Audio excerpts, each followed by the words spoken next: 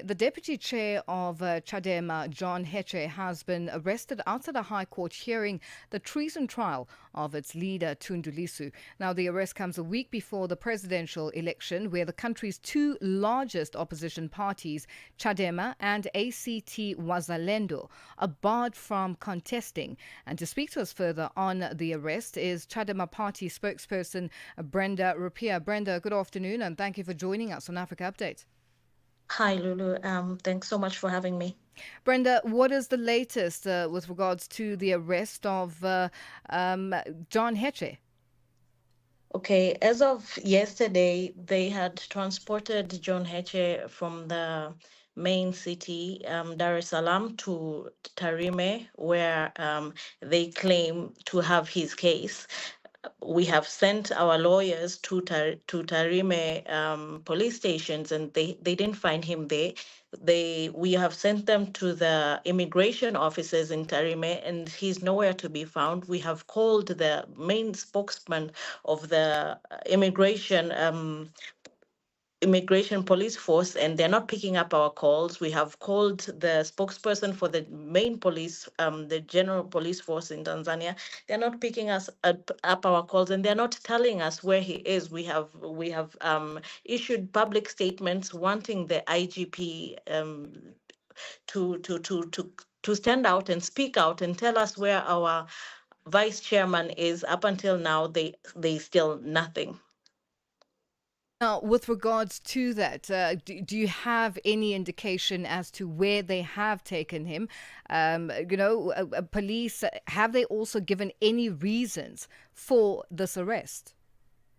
They haven't given any reasons. However, as Chadema, we are aware that they have been targeting all Chadema leaders, especially top leaders, and they want all Chadema top leaders behind bars before 29th of October, which will be the day of where they're going to do their elections. So I think this is just part of their plan.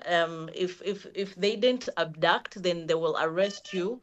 They will arrest you in front of everyone's eyes. But still, up until now, the police hasn't said anything, and we are worried for his life because of what's been going on in Tanzania. I mean, we have seen a former member of parliament, but also a former diplomat, been abducted just 1 month, if not 2 weeks ago, and still the president hasn't said anything. Up until today, we have 40 people who have been abducted. The president hasn't said anything, and she's still continuing with her rallies, which is seriously a joke to the Tanzania people, but also to the people of Africa. We cannot have such leaders. It has been a continuous behavior, especially in East Africa, whereby dictatorship has become a norm. But what is happening in Tanzania right now is really too extreme. So, how's the mood like among the citizens and also the opposition parties? And with just a week left to go for until the presidential elections, what's the plan of action? What now?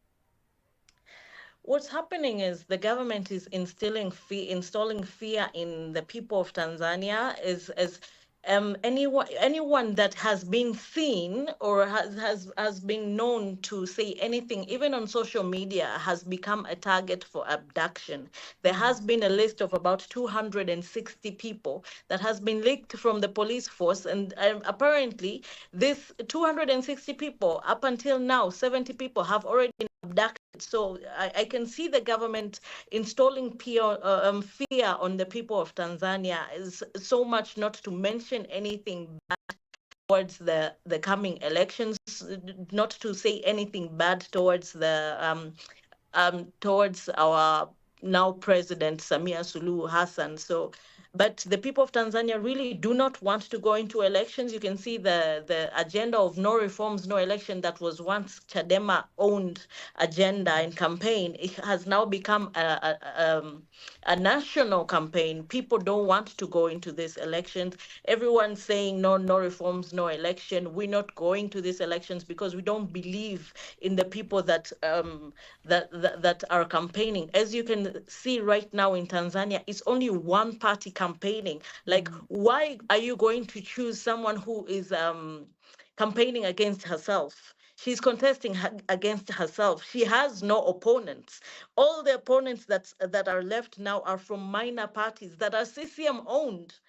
The major political opposition parties that could have been onto elections are banned from elections. So why go into the elections anyway? Those are the concerns of Now, Tanzanians Brenda, as of today.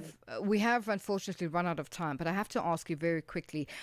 Incumbent Samia Suluhu Hassan has said that her government is committed to respecting human rights and ordered an investigation into reports of abductions last year. Have there been any findings that were released from her government? What's happening on that front? Very quickly, in 30 seconds.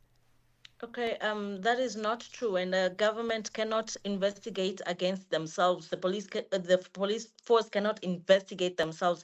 They are the ones doing the killings and the abductions that are going on into Tanzania. There has been reports and reports that have stated that. So really, they cannot investigate themselves. That's my take. Brenda, thank you so much for joining us on Africa Update. We'll leave it there for today.